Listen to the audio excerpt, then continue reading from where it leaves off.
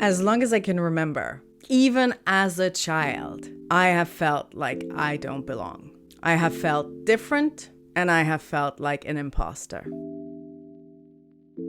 And this has continued in my adult life, and I have felt like an imposter throughout my career. Never sure if I was good enough. Never sure why I had the roles I had. And always wondering when would others figure out that I shouldn't be here. So over the years, I have had to learn to deal with that. So today, I wanted to share with you 7 tricks that I use to manage my imposter syndrome, so that I don't spend all my time wondering if I'm good enough. So to manage my imposter syndrome, the first thing I do is that I internalize all of my successes. Every time I succeed with something, every time I do something well, I take time to let it sink in so that I can realize what I've accomplished.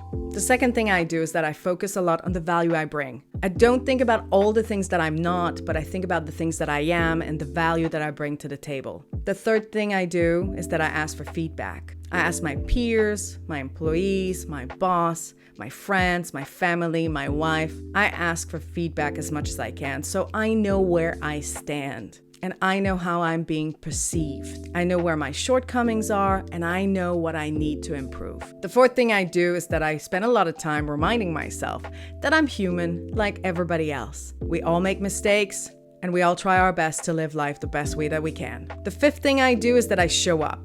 I show up, I do the work, and when I commit to something, I just do it. I'm a firm believer that hard work pays off. The sixth thing I do is that I don't focus on credentials. And I don't focus on credentials because if I do, there's always someone who has better credentials than me. And the last thing I do is that I reward myself. When I succeed, I give myself a treat so I can celebrate and remind myself that I did well. If like me, you suffer from imposter syndrome, just remember that we're all human and no one has figured out how to live life the best way possible. We're all trying our best to do the best we can.